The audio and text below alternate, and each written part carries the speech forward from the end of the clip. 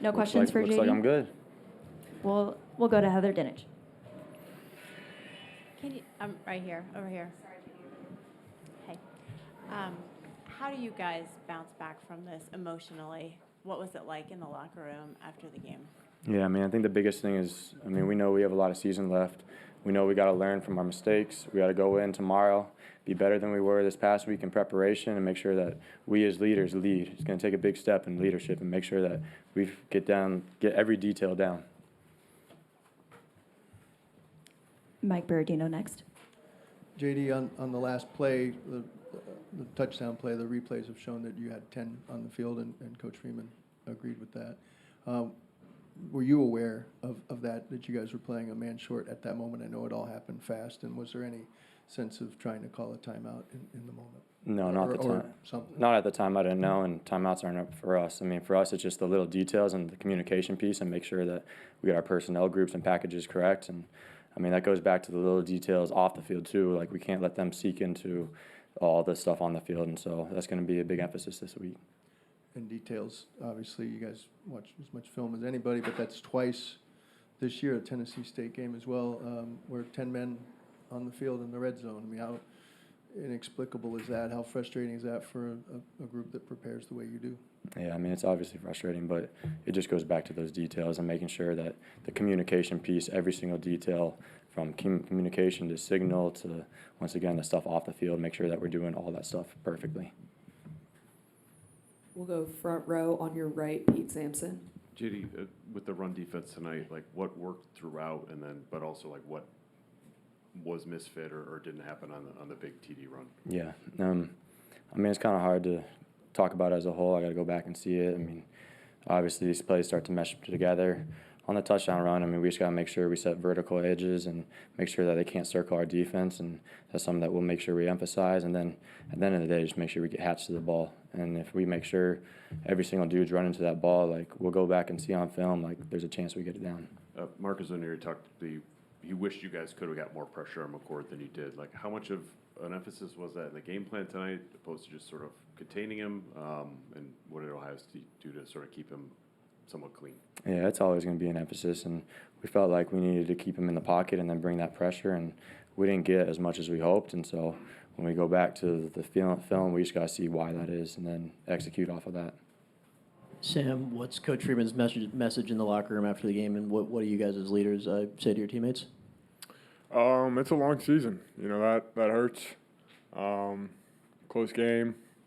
You know, big fan, big crowd. It's tough. You know, but season goes on. The bond grows.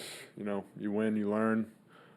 That'll show up in the loss column for us, and we know that. But it's about next week. It's about bouncing back, and that's all we can do. Obviously, the game ending the way it did hurts, but given that you were down 10-0, came back and had a chance to win, is there anything positive you can take away from the rest of the game? I'm sure later in the week we can find something, but right now it's pretty low, pretty dark, but that's college football. You know, it's life.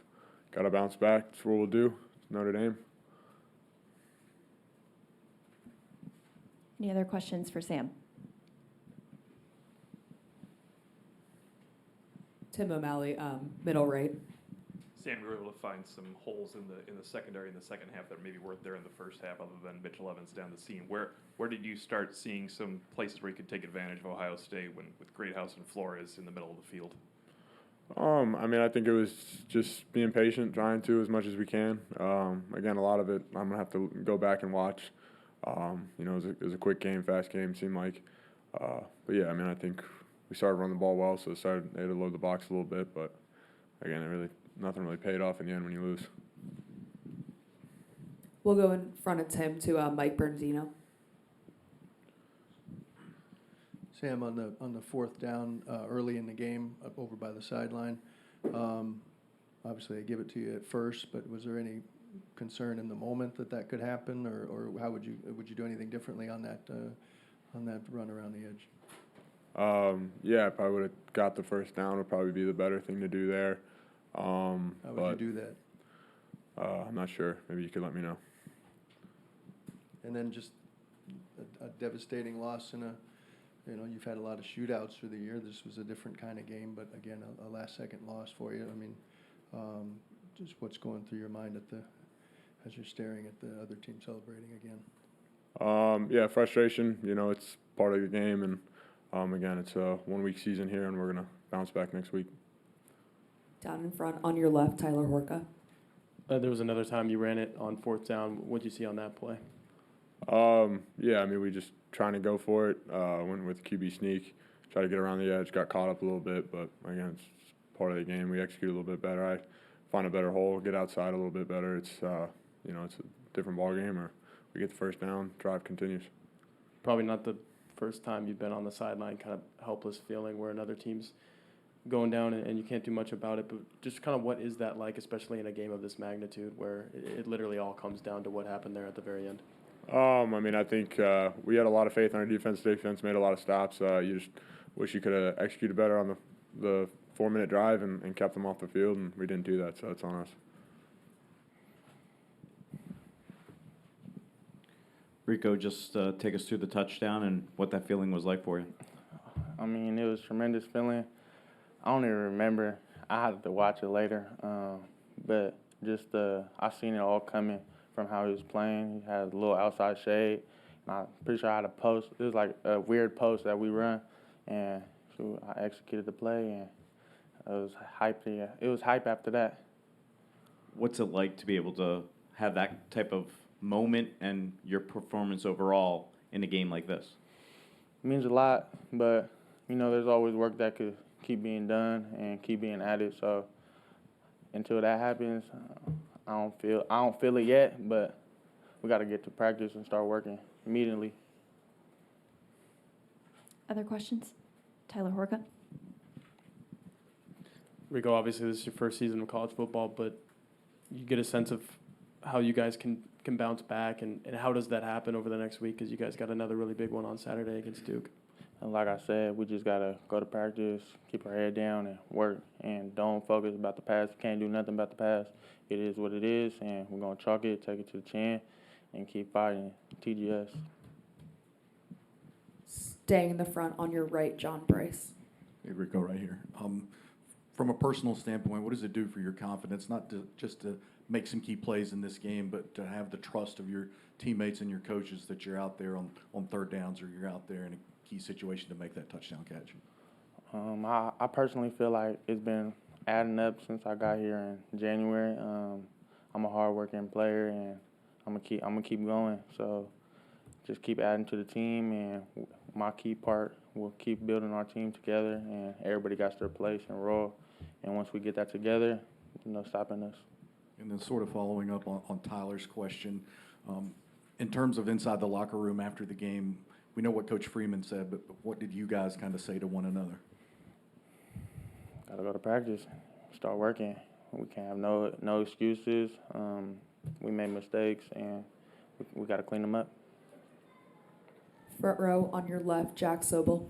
Rico, that drive when he had the touchdown, it was kind of engineered by you, Jaden, Jeremiah, all freshmen. What does that kind of do for you guys' confidence as a group? For surely builds it, but again, like nobody. I don't feel like we was really paying attention to that. We were just going, we was just working. But there's a lot of confidence built, but we've been adding that from day one. Our last question for Rico will be Pete Sampson, front row on your right. So far this season, you guys have had some success taking some deep shots. Tonight, Ohio State did a decent job of taking that away. Was that something that they were doing, or just was it not there in the game plan? Just the change in sort of approach in the pass game. What led to that, do you think? Can you repeat your question? Oh, just about like taking deep shots. You've had such success with that this season. Tonight was a little bit different. Was there anything Ohio State did to take that away, or was it just sort of not the focus of the game plan? I feel like we didn't execute. We didn't reach our full potential. So we just got to come down with balls and keep making plays. Thomas, how are you guys going to go about watching film from that last drive, knowing that it's going to hurt, but you need to learn from it? Definitely learn from it. I think just we got to execute, kind of like Rico said. We're going to learn from it and just get back to the drawing board. We still got a lot of season ahead of us, and we can still do all the things that we hope to accomplish. So. And what's the coach's message to you guys in the locker room after the game, and then what's your message to each other? Kind of like what I just said. Like, I mean, at the end of the day, we made plays, they made plays. They just made a little bit more plays at the end. But, I mean, like I say, we were there. We just didn't execute at the end. Front row, far right, Eric Hansen. Thomas, I know that there's a L at the end of the night, but do you feel like there's any ways that your defense took a step forward tonight? Definitely. I mean, I think we learned a lot. That was like the first real 2-minute of the season that we had. So we learned a lot from that. And then just we played a lot of man coverage. So just just being able to see everything and just gaining that experience. So, I mean, I think we learned a lot from tonight. And then, you've been asked a little bit about bouncing back, but you're one of the older guys on the team. You've been through a lot. What do you do to set an example that way? What would be your example? Just keep my head up. Like I said, we still can accomplish everything that we set out to accomplish this season, and just keeping my head up and learning from the game, not getting discouraged or anything like that. Second row on your left, Tyler James. Thomas, there were 10 players on the field, not only for the last play, but the play before that. Was there? Yeah. It seemed like you were on that side of the field where there was a defensive end missing. Was there any communication between those plays to identify that you guys were down a man, or was that not obvious to you? I mean, not really. I mean, everything was going fast. I'm trying to do my job, get the call. Like I say, that's something that we can't. I mean, we got to do better. Like, we can't be down in that situation. We got to do better, players and coaches. So, I mean, like I say, we're going to learn from that and just, learn from it and grow. Is it difficult in any way on that long third down play that they had to sort of make the tackle before they get a first, either in the end zone or the touchdown? I don't. What's the strategy for you on that play? I just got to be better. We played a lot of man coverage. Coaches are relying on me to cover my guy. I just got to be better. I just got to be better. Any other questions? Heather? Heather Dinich with ESPN. Can you just describe the gamut of emotions in the last minute or so? I mean, you think you win, and then a touchdown, and then the call reversed. It just seemed like everything froze in the stadium. What was it like being a part of it? I mean, it's always fun being a part of a game like that. I think so many emotions were in play. I mean, like say, that we won, we just scored. We knew we were going to go back out there. I mean, it was a lot of emotions. And at the end of the day, we still got to do our job. We can't get too high or get too low. So, like I said, like I keep saying, I just think we can learn from this. And like I said, we can still accomplish all the things that we hope to accomplish as a team.